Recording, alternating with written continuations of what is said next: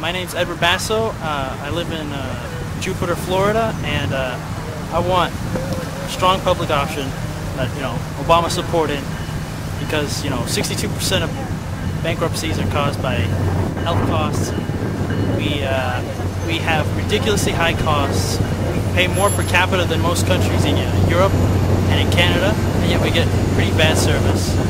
And Medicare is going to be bankrupt by 2017. We're going to have the federal budget basically consumed by entitlements like Medicare and Medicaid.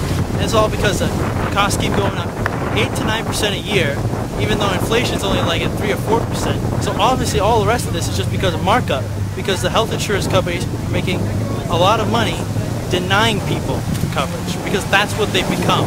Their business model is all about denying people coverage. And that's why we need a strong public option. Government could be in there like they do with public education, with public waterworks, with the police, with libraries.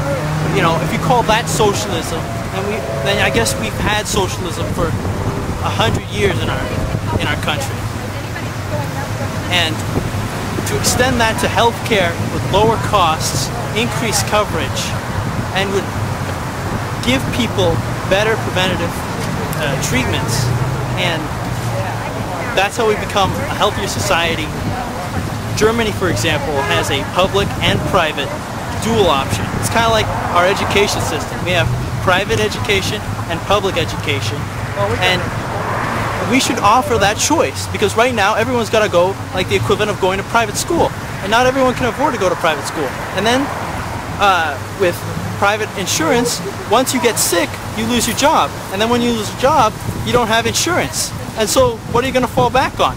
Waiting until you get sick enough to go to the emergency room?